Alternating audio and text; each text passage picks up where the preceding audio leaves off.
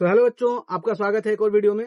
तो जैसा कि लास्ट वीडियो में हम लोगों ने एक्सरसाइज 5.2 के क्वेश्चन नंबर 11 तक कर लिया था, तो इस वीडियो में हम लोग उससे आगे जो 12वें क्वेश्चन है वहां से स्टार्ट करने वाले हैं। तो 12, 13, 14, 15 इन सारे क्वेश्चंस को हम करने वाले हैं। आपको करना क्या है, आप हमारे चैनल पे आए हैं तो इसे पहले सब्सक्राइब कर लीजिए, क्योंकि आगे पूरा सिलेबस आपको मिलने वाला है। और अगर अच्छा लगे तो वीडियो शेयर भी कीजिएगा। चलो बिना किसी देरी के सीधे स्टार्ट करते हैं। कोई इंपॉर्टेंट बात, सबसे पहले लिंक खोलो डिस्क्रिप्शन बॉक्स में, वहां पे एक लिंक होगी, क्लिक करो, जो मैं पढ़ाने वाला हूँ ये नोट्स डाउनलोड कर लो। तो चलो सीधे क्वेश्चन नंबर 12 को स्टार्ट करते हैं। तो आपके स्क्रीन पे दिख रहा होगा क्वेश्चन नंबर 12, जिसमें लिखा हुआ है यदि दो एपी का सारवंतर समान है और उनके 100वें पदों का अंतर 100 है तो उनके 1000वें पदों का अंतर क्या होगा। कह रहा आपके पास दो एपी है जिनका कॉमन डिफरेंस तो सेम है और दोनों के 100वें पदों का जो अंतर है वो क्या है, समान है। तो ये बताओ कि इनके 1000वें पदों का अंतर क्या होगा। ठीक है, तो सॉल्यूशन में यहाँ पे आएंगे, हम लिखेंगे सॉल्यूशन, और सॉल्यूशन में लिखेंगे कि माना पहली एपी, ठीक, माना क्या लिखेंगे, पहली एपी का प्रथम पद ए है। प्रथम पद क्या है, ए। ठीक, अच्छा, और फिर माना उसके बाद क्या करेंगे, माना दूसरी एपी का प्रथम पद कितना है, ए डैश है। ठीक, हमने ये मान लिया, माना पहली एपी का प्रथम पद ए है और दूसरी एपी का प्रथम पद कितना है, ए डैश है। तो अब क्या करेंगे, अब इसके बाद उसने बोला है कि कॉमन डिफरेंस जो है वो दोनों का क्या है, सेम है। क्या बोला, कॉमन डिफरेंस दोनों का क्या है, सेम है। तो अपन यहाँ पे लिखेंगे कि माना दोनों का सारवंतर डी है, माना दोनों का सारवंतर डी है, सारवंतर कितना है, डी है। ठीक, अब क्या कह रहा है कि पहली एपी का 100वें पद और दूसरी एपी के 100वें पद का अंतर कितना है, 100।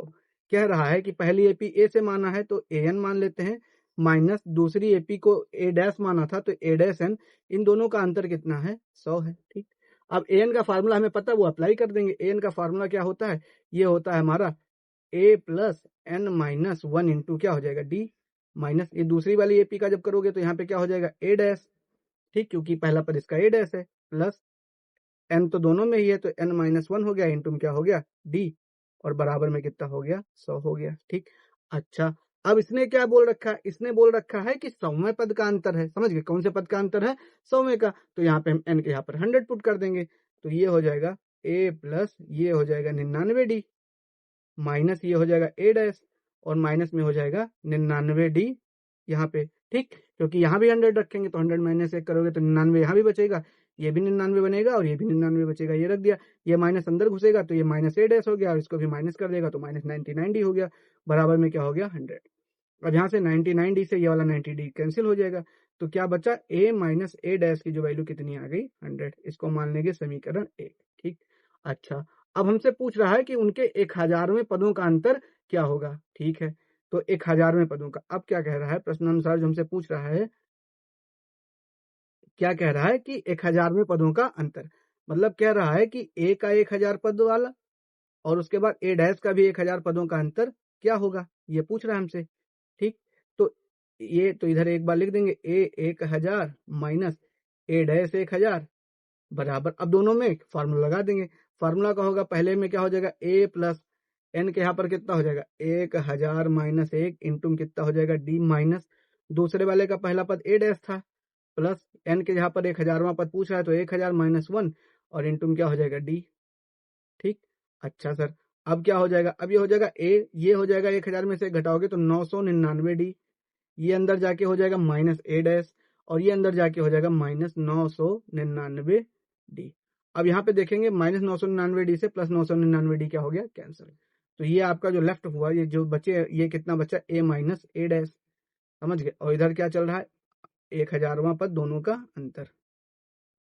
ठीक, अब ये ए माइनस ए डैश जो है समीकरण 1 से इसका मान अपने पास 100 आया है, समीकरण से इसका मान कितना आया है, 100। तो यहाँ पे रख देंगे, तो इसके यहाँ पर रख दिया 100। तो इसका मतलब ये है कि इसके 1000वें पदों का भी अंतर क्या आ जाएगा, 100 ही आ जाएगा। ठीक, जब आप क्लास 11th में जाके एपी जीपी पढ़ोगे तो वहां पे आपको ये थ्योरम पढ़ाया जाता है कि यदि दो एपी हैं उनका सारवंतर समान है तो उनके जो कांस्टेंट पद होते हैं, जैसे 100वें पदों का अंतर जो है वो उसके 10वें पद का में उतना अंतर आएगा, उसके 100वें पद में उतना अंतर आएगा। ये आप लोग 11th में पढ़ने वाले। तो इस क्वेश्चन का हो गया सोल्यूशन। अब चलते हैं अगले क्वेश्चन की तरफ। क्वेश्चन नंबर 13 कह रहा है 3 अंकों की कितनी संख्याएं 7 से विभाज्य है। 3 अंकों की कितनी संख्याएं 7 से विभाज्य है। तो 3 अंक की कितनी संख्या है, तो पहली संख्या हमको चेक करना पड़ेगा। तो सबसे अगर आप चेक करो 100 उसके बाद है 100 तो 7 से विभाज्य नहीं होता। 101 को चेक करेंगे, 101 7 से विभाज्य नहीं होता। ठीक, उसके बाद आ गया 102।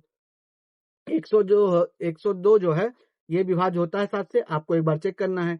एक देखो मैं एकदम बेसिक से बता रहा हूँ, तो ये भी 7 एकन्नम 7, 7 एकन्नम 7, 7 3 10, ये हो जाएगा 32, ये भी नहीं होगा। अच्छा, फिर 15 सत्ते 105 होता है। कितना होता है? 15 सत्ते 105, क्योंकि 14 सत्ते 98 होता है। यानी पहली संख्या जो 7 से विभाजित है वो कितनी हो जाएगी? 105। उससे पहले की कोई संख्या विभाजित नहीं, क्योंकि 14 सत्ते 98 होता है। तो पहली संख्या जो 7 से विभाजित होगी वो होगी 105। तो हम लोग स्टार्ट करेंगे 105 से और जाएंगे कहाँ तक? 105 के बाद अगली संख्या क्या आ जाएगी? 112, क्योंकि 15 सत्ते 105, 16 सत्ते 112। और ये कहानी जाते जाते 1000 पे तो रुकेगी नहीं, रुकेगी कहाँ?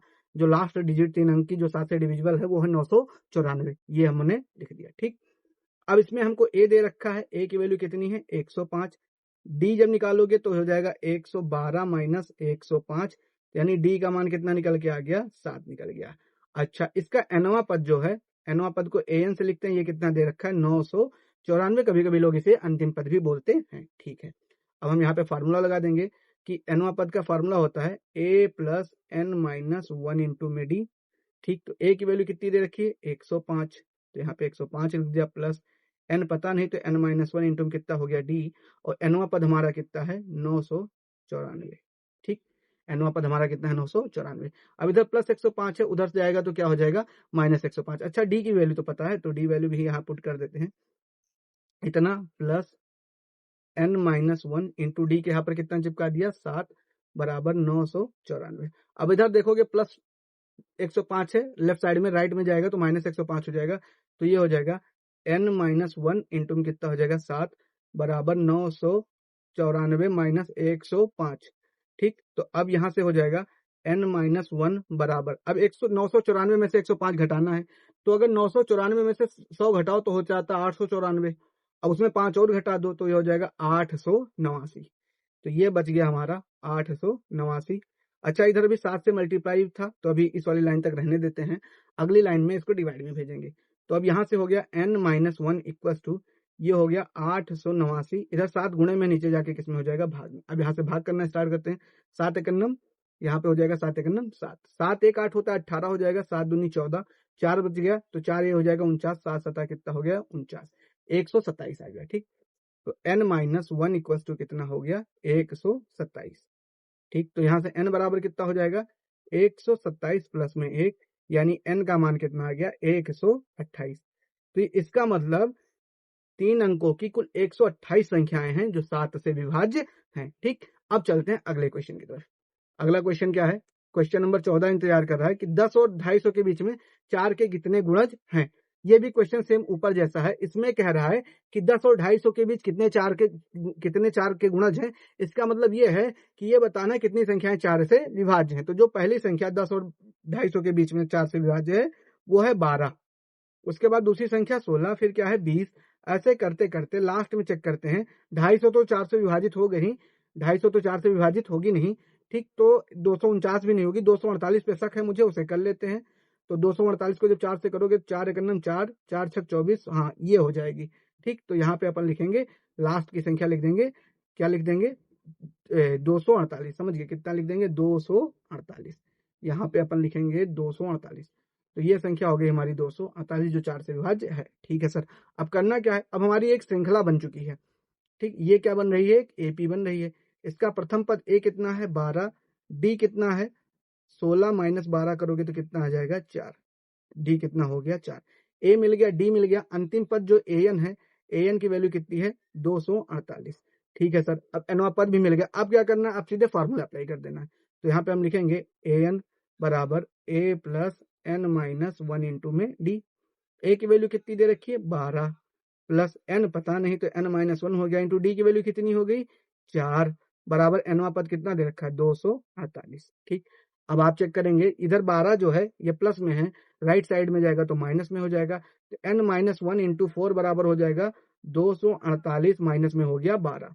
अब N minus 1 into 4 equal to 248 में से 12 घटाओगे तो 236 बचेगा, तो ये हो गया 236। अब यहाँ 4 से डिवाइड करना है, तो n-1 इक्वल टू हो जाएगा, यहाँ पे जब आप करेंगे तो ध्यान से अगर देखो तो ये हो जाएगा 4 मल्टीप्लाई में था, इधर जाके डिवाइड में हो जाएगा 236/4 हो गया। 4 एक अन्नम 4, 4 पंचे कितना हो जाएगा 20, 20 3 23, 3 ये 36 हो जाएगा, 4 9 36 यानी 59 आ गया। यानी n-1 बराबर कितना आ गया 59। n-1 इक्वल टू कितना आ गया 59। अच्छा सर, अब यहाँ से n बराबर इधर -1 है, राइट साइड में जाएगा तो +1 हो जाएगा, 59 + 1 यानी n की वैल्यू कितनी निकल जाएगी 60। इसका मतलब कि दो अंकों की कुल जो 60 संख्याएं हैं जो 4 के क्या हैं गुणज हैं, समझ गए? तो इसका भी हमारा आंसर आ गया। अच्छा सर, अब चलते हैं अगले क्वेश्चन की तरफ। एकदम निस्ते नाबूद किए हैं धड़ाधड़ क्वेश्चन पे क्वेश्चन। क्वेश्चन नंबर 15, यन के किन मान के लिए दोनों समांतर श्रेणियों के यन्मय पद बराबर होंगे? कह रहा है कि हमारे पास दो श्रेणी है, आपको ये बताना कि इनका यन्मय पद कौन किस n के किस मान के लिए बराबर होगा। तो पहले श्रेणी का यन्मय पद निकाल लो, दूसरे श्रेणी का यन्मय पद निकाल लो और दोनों को क्या कर दो बराबर, इतना सा करना है। तो हम सबसे पहले AP1 की बात करते हैं। AP1 की यहाँ पे क्या लिखा हुआ है 63, 65, 67 डॉट ऐसे लिखा हुआ है। और दूसरी जो, तो इसकी पहले बात कर लें तो ए की वैल्यू इसमें प्रथम पद कितना दे रखा है 63 और डी कितना दे रखा है 2, क्योंकि 63 2 65 2 67 होता है, यानी डी का वैल्यू कितना दे रखा है 2। तो अब इसका एनवा पद निकालेंगे, एनवा पद निकालेंगे तो a + n-1 इंटू कितना हो जाएगा डी। हम ऐसे भी लिख सकते हैं कि माना एनवा पद इसका, माना दोनों एपी का एनवा पद बराबर होगा, इतना कोई नौटंकी की जरूरत नहीं है, सीधे लिखो। तो n बराबर हो गया a + n-1 इंटू कितना हो गया डी हो गया। ठीक है सर, अब अगला स्टेप क्या करना चाहिए? अगले स्टेप में इन सारी वैल्यूज रख दो। an बराबर, अच्छा ये पहली एपी है तो इसको an1 बोल देते हैं, a1n बोल देते हैं, समझ गए? जिससे थोड़ा क्लियर हो जाए कि कौन किसकी बात कर रहे हैं। तो इसका पहला पद कितना हो गया 63 प्लस n-1 पता नहीं इंटू डी की कितना हो गया 2 हो गया। इसको मान लेते हैं समीकरण 1। अब पैरेलली इधर बात कर लेते हैं AP2 की। किसकी बात कर लेते हैं AP2 की। ये कैसी है 3 10 17 डॉट। तो इसका प्रथम पद ए जो है वो कितना हो गया 3, डी जो है वो कितना हो गया 7। ए प्रथम पद हो गया 3, डी कितना हो गया 7। अब इसका nवा पद निकालना है तो इसको a2n से लिख देते हैं और ये हो जाएगा हमारा a + n-1 इंटू में डी। यहाँ भी वैल्यू रख देते हैं a2n में, तो ये हो जाएगा a की वैल्यू कितनी है 3 + n-1 इंटू डी, यहाँ पे कितना हो गया 7। अब करना क्या है, अब हमको दोनों सीरीज को क्या करना है बराबर करना है। कह रहा था कि n के किस मान के लिए n पद बराबर होगा, तो हम यहाँ पे लिख देंगे कि a1n बराबर a2n। ठीक, ये हमने इसको बराबर कर दिया। अच्छा सर, अब क्या है कि वैल्यूज को बराबर कर दो, तो यहाँ पे हो जाएगा 63 + n-1 इंटू 2 बराबर, इधर हो जाएगा 3 + n-1 इंटू में 7। अच्छा सर, अब क्या करना है, अब देखो एक बार मल्टीप्लाई करो तो ये हो गया 63 प्लस 2 और n का मल्टीप्लाई करोगे 2n, 2 और -1 का मल्टीप्लाई करोगे तो -2, 3 + n से मल्टीप्लाई करोगे 7n, माइनस में कितना हो जाएगा 7। यहां तक कर लिया। अब क्या करना है, अब ये 63 में से 2 घटा दोगे तो कितना बन जाएगा 61, प्लस में हो गया 2n बराबर, यहाँ पे आप 3 में से 7 घटाओगे तो ये तो 7n लिखा है और 7 में से 3 घटाओगे तो बन जाएगा -4। ठीक, ये लिख दिया सर। अब क्या करना है, अब कांस्टेंट को एक साइड और वेरिएबल्स को एक साइड। तो अपन करने क्या वाले हैं कि ये जो 2n है इसको इधर ही रखेंगे और 7 उधर माइनस में है, राइट साइड में लेफ्ट में आएंगे तो क्या हो जाएगा -7 हो जाएगा बराबर, इधर -61 था, +61 था लेफ्ट में, राइट में जाएगा तो -61 और -4 इसका पहले से इंतजार कर रहा था।